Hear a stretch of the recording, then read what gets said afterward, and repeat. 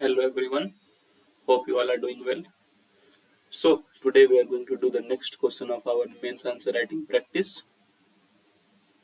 और आज का हमारा क्वेश्चन है India US relations are growing in recent years. Yes, it is quite true. India की यूएस की रिलेशन जो है अभी रिसेंट टाइम्स में बढ़ रही है. There are many areas where they are aligned, okay, with each other. However, there are some divergence and friction areas also. So इसमें पूछा जा रहा है इंडिया यूएस रिलेशंस के बारे में. The question is directly on India US relationships and it is asking the two parts of the coin, that is in some areas they are cooperating each other, they are aligned with each other, while in some areas they are having some friction and divergence, that is they are not going good in some areas. So you have to analyze both the areas, both the parts of the coins. तो दोनों पहलू को हमें analyse करना है जिसमें वो लोग साथ हैं और एक पहलू जिसमें वो लोग साथ थोड़े से फ्रिक्शन है या फिर डाइवर्जेंस है, थोड़े साथ नहीं है, कोऑपरेट नहीं हो पा रही है वहां पे. तो ये देखेंगे कि अभी हम कैसे अप्रोच करते हैं इस क्वेश्चन के आंसर्स को. If you are able to write it, you can write it and self evaluate using this video. आप खुद से आंसर्स लिख के इस वीडियो के सहारे एवेलुएट कर सकते हो कि कैसे आंसर्स आपने लिखे हैं. नहीं तो आप पहले इस वीडियो को देख सकते हो जिसमें आपको डिटेल में इंडिया यूएस रिलेशंस के बारे में पता चल जाएगी अभी. उसके बाद फिर आप आंसर्स लिख सकते हो. जैसे कि मैं भी मेंस आंसर राइटिंग पे प्रैक्टिस चल रही है, पर इसमें कुछ फैक्ट्स ऐसे रहेंगे जो प्रीलिम्स के लिए भी इंपॉर्टेंट रहेंगे. और ये रिलेशनशिप जो कहीं पर भी इंडिया यूएस रिलेशनशिप के बारे में कुछ आएगा तो उनसे आप अवगत रहेंगे, आपको पता रहेगा अबाउट इंडिया यूएस रिलेशंस, किस किस फैक्टर्स पे अलाइंड है और किस किस फैक्टर्स पे frictions. So let's start the answer. First of all intro. तो I always say for intro की कुछ फैक्ट्स लिख दो, कुछ डिफिनेशन लिख दो या कुछ उस आंसर के बारे में बेसिकली कॉमन फैक्ट्स जो है वो लिख दो. जैसे कि मैंने यहाँ पे लिखा हुआ है कि India US there is ascendance of relationship. Ascendance means we all know ascending and descending. Ascending means growing. There is a growth of relationship in 21st century. Yes, it is quite true, which was crystallized by 2008 India nuclear civil nuclear agreement. जो civil nuclear agreement थी 2008 की, उससे और भी बढ़ती गई India US की relationship 21st century में काफी बड़ी है. तो आप ऐसे करके शुरू कर सकते हैं. और भी काफी सारे फैक्टर्स हैं. देयर आर वेरियस फैक्टर्स जो कि नींव है इंडिया यूएस रिलेशनशिप का, through which the relationship is growing very fast. Those factors are LPG reforms, that is liberalisation, privatisation and globalisation reforms, जो इंडिया में उसके बाद एक सहारा मिला रिलेशनशिप को बढ़ाने का, ट्रेड बढ़ी, rise of China. Both the countries have some kind of problems with China. India को भी प्रॉब्लम है चाइना से और यूएस को भी प्रॉब्लम है कुछ चाइना से. सो जब दोनों को किसी एक कॉमन पॉइंट से प्रॉब्लम है तो वहां पे दोनों साथ आने की कोशिश में दोनों they got together. Rise of China, quad की भी फॉर्मेशन इसी से हुई, दैट इज क्वाड्रिलेटरल, जिसमें India, Australia, USA and Japan है. तो चाइना के राइज से भी ये दोनों साथ आए. नहीं होता है कि अगर दो लोगों के सेम दुश्मन है तो दो लोग ऑटोमेटिक दोस्त बन जाते हैं, काइंड ऑफ इट यहाँ पे है. और उसके बाद आप इंडियन कम्युनिटी यूएसए इंक्रीज हुई, rise of Indian community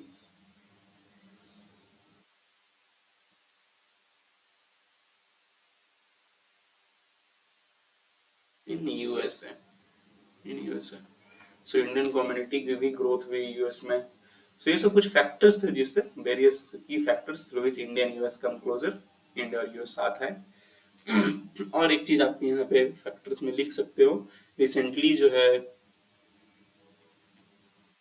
Indian PM, मैंने ये बताने के लिए भी कर रहा हूँ, इंडियन पीएम जो है 9th international yoga day celebration के लिए, इंटरनेशनल INTL मीन्स इंटरनेशनल,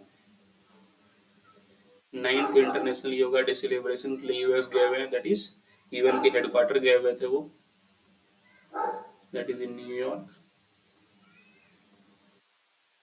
देखिए यहाँ से चीज और फैक्ट पता चले आपको कि यूएन हेडक्वार्टर गए थे न्यूयॉर्क में. तो अगर आप आंसर को पकड़ोगे, छोटी छोटी चीजों को पकड़ोगे, तो ऐसा नहीं कि आपको सिर्फ मेंस में हेल्प करेगा, it will be help in every part of our preparation as UPSC is very integrated. So so PM Modi जो थे वो 9th international day yoga celebration के लिए, 9th international yoga day celebration के लिए यूएन हेडक्वार्टर न्यूयॉर्क यूएसए गए हुए थे. So these are some facts which you can write in intro. अब हम बढ़ते हैं. इस first part of the question, the first part of the body asks about किस किस फैक्टर्स वो लोग अलाइंड है, साथ हैं. So let's move into it. Areas with aligned relation, जहाँ पे वो अलाइंड है. तो first of all security. Both जो है दोनों global combat both are very much focusing on combating terrorism. India में भी काफी सारे टेरर अटैक्स हुए, यूएस में भी काफी सारे टेरर अटैक्स हुए हैं. जो मेजर आप सब जानते हैं कि जो बिल्डिंग गिरी थी ट्विन टावर ऑफ यूएस में, जो अटैक हुआ था ट्रेड सेंटर पे, जो यूएस का अटैक हुआ था, sorry twin tower trade centre पे अटैक हुआ था ओसामा बिन लादेन द्वारा. दोनों कॉम्बैट टेररिज्म के खिलाफ हैं. Secondly they both want to protect global Commons.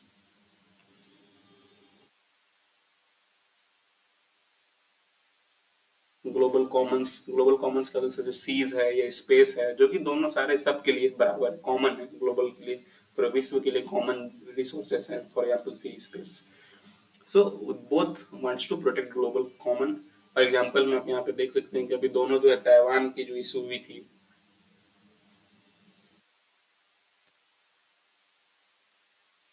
Taiwan issue में दोनों वोकल थे. इंडिया ने भी अपनी आवाज उठाई थी, और यूएस तो खैर काफी टाइम से ताइवान इशू पे वोकल है ही. तो ताइवान इशू पे दोनों साथ थे, बहुत वोकल इन ताइवान इशू. तो ये सिक्योरिटी कोऑपरेशन में, सिक्योरिटी में काफी दोनों अच्छे हैं, दोनों अलाइंड एट सेम प्लेटफॉर्म, दोनों की सोच सेम है. Secondly global cooperation through various platforms.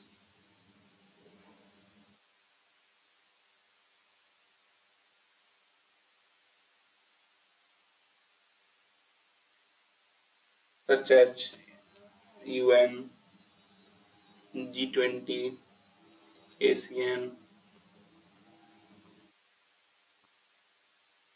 या फिर IMF, क्वाड, एक्सेट्रा. सो यहाँ पे ग्लोबल कोऑपरेशन में दिखता है दोनों का. सारे प्लेटफॉर्म्स में इंडिया यूएस की कॉमन डिमांड्स होती है काफी सारी. So through this you can see global cooperation. Quad में तो काफी अच्छा बड़ा रोल है इंडिया और यूएस का. So this you can C. Next defence cooperation. Defence के लिए दोनों काफी कोऑपरेट करते हैं. फॉर एग्जांपल आप यहाँ पे लिख सकते हैं कि मिलिट्री एक्सरसाइज है, जॉइंट मिलिट्री एक्सरसाइजेज हैं, बायलैटरल मिलिट्री एक्सरसाइजेज. दो मिलिट्री एक्सरसाइज जो इंडिया यूएस के बीच काफी चलते रहता है, दैट इज युद्ध अभ्यास एंड वज्र प्रहार.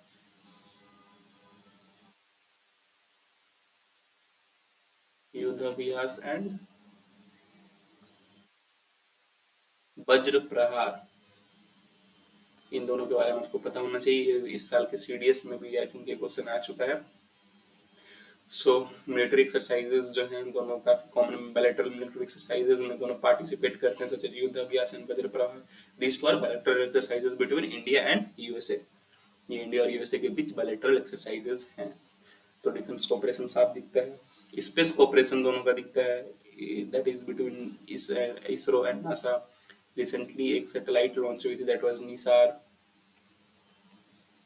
जो कि दोनों कोऑपरेशन से हुआ था, that is ISRO plus NASA.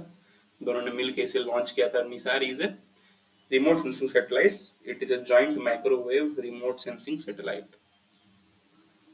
Joint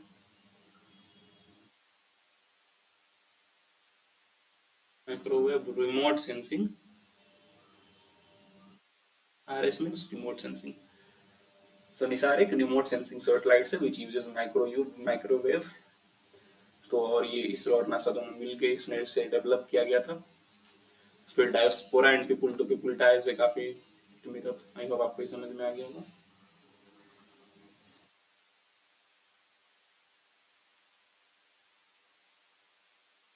Indian diaspora जो है काफी ज्यादा यूएस में प्रेजेंट है. ये सब सबको पता है कि अराउंड 4.5 million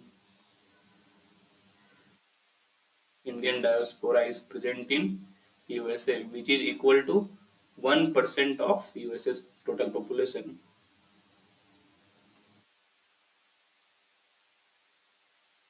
सो जो 4.5 मिलियन इंडियन डायस्पोरा यूएस में, जो कि 1% यूएस का पॉपुलेशन के बराबर है, so this act as soft power, soft Indian power in USA, और काफी पीपल टू पीपल टाइज, तो huge Indian diaspora is living in USA, so it is one of the major factors of cooperation. सो ये तो कुछ relation, ये सब कुछ फैक्टर्स थे जहां से पता चल सकता है कि इन दोनों के बीच रिलेशंस क्यों अलाइंड है, why they are on some platform, on this factors areas they are on same platform. और भी काफी एरियाज हैं जहाँ पे कि दोनों सेम प्लेटफॉर्म पे हैं, तो मैं चाहूंगा कि आप कमेंट्स करके बताएं where you see more area, where India and US are on aligned relationship. Comments करने से आपकी ब्रेन स्ट्रॉमिंग की कैपेबिलिटी भी बढ़ेगी और आपकी हमारे पीछे की इंटरेक्शन इन्वॉल्वमेंट भी बढ़ेगा, हमें अच्छा लगेगा, आप कमेंट करेंगे, न्यू न्यू पार्ट्स हमें भी कुछ सीखने को मिलेगा। So these are the areas. Now moving to the second part of the question that asks with areas of divergence and friction. किन किन एरिया में डाइवर्जेंस है, दोनों अलग अलग दिशा में है, और फ्रिक्शन है, areas of divergence and friction areas. The first area is tariff wars. दोनों के बीच tariff wars है. Since 2018 both are involved in tariff wars. For example, US ने 25% टैरिफ रखा हुआ है इंडिया से जो स्टील आती है, on steel, and 10% of aluminium.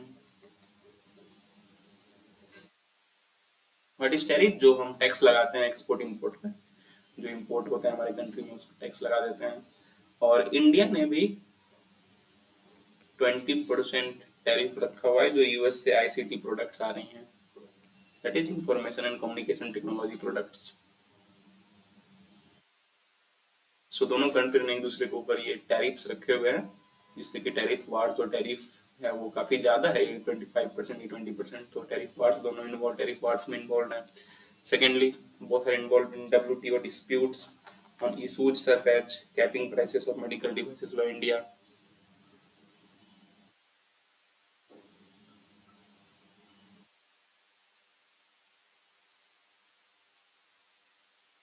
Capping prices on medical devices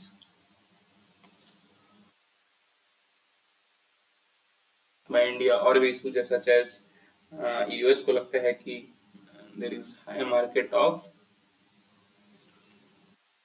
access of American agri and dairy, American agriculture and dairy in India, but अच्छे से ट्रेड हो नहीं पा रहा है, तो ये सब ट्रेड डिस्प्यूट्स हैं। इन दोनों चीजों पे यूएस इस पे हमेशा आवाज उठाते रहता है कि क्यों इंडिया ने मेडिकल डिवाइसेस के प्राइसेस पे कैप कर रहा है, जिस वजह से उनकी इंपोर्ट अधिक है। So these are some problems. I hope आपको समझ में आ गया होगा ये सब। थोड़ी स्पेस की कमी हो रही है इसलिए मैं इसे सब कर रहा हूँ ताकि नीचे लिख पाऊँ आईपीआर के बारे में। There are some issues on IPR, that is intellectual property rights. We all know India जो है आईपीआर में, इंटेलेक्चुअल प्रॉपर्टी राइट्स में, India is on USA's priority watch list.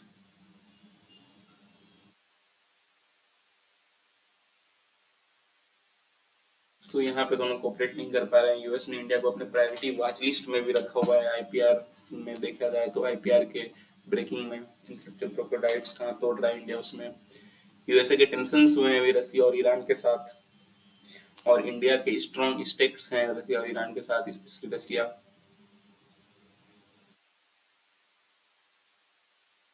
यहाँ पे भी एक प्रॉब्लम की इशूज है, जैसे कि रसिया और ईरान के साथ इंडिया के स्ट्रॉन्ग स्टेट्स हैं और यूएसए के टेंशन है, मतलब इंडिया के ये सब फ्रेंड्स हैं और यूएसए के दुश्मन है। तो अगर दो दोस्त के बीच कोई एक कॉमन तीसरा आ जाए जो कि एक का दुश्मन है तो एक का दोस्त है, तो वहाँ पे प्रॉब्लम्स होती हैं। आप नॉर्मली प्रैक्टिकली भी इसे सोच सकते हैं, तो it is one of the problems. Divergence of interest in Afghanistan, ये कॉपी कॉमन था। जैसे रिसेंटली हम सब जानते हैं कि यूएस ने अफगानिस्तान को छोड़ दिया, जिससे कि तालिबान की ग्रोथ हुई वहां पे। तो US left Afghanistan which hampered Indian development in Afghanistan. Through this, US को छोड़ने से इंडिया का जो डेवलपमेंट वर्क था अफगानिस्तान में वो हैम्पर हुआ, अफगानिस्तान हैम्पर्ड। सो यहाँ पे डाइवर्जेंस ऑफ इंटरेस्ट थी, यूएस छोड़ना चाह रहा था पर इंडिया नहीं, वहां पे और डेवलपमेंट करना चाह रहा था। So there you can see divergence of interest. So these are some of the friction areas जो कि हमने बताया। और भी फ्रिक्शन एरियाज हो सकती हैं, आप कमेंट्स करके बताएं क्या क्या और हो सकती है। Now so this was about the question. हमने दोनों ही बॉडी को अच्छे से, दोनों पार्ट्स को जिसमें एस अलाइंड है और जिसमें फ्रिक्शन है उसको अच्छे से डिस्कस किया। Now we will move to conclusion. जैसे कि मैं हमेशा बोलता हूँ, कंक्लूजन एक सिंपल पॉजिटिव सेंटेंस से हमें करना चाहिए, जैसे कि हमने यहाँ पे किया हुआ है। Despite differences in some areas, the upward trajectory in India US relationship, there is upward trajectory in, जो ट्रेजेक्टरी है वो बढ़ती जा रही है, ऐसा नहीं कि घट रही है।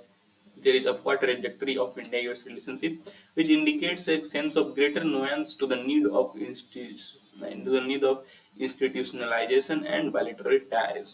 जिनके नीड को दिखाता है वो कैसे वो ग्रोथ कर रही है। So that is all for today.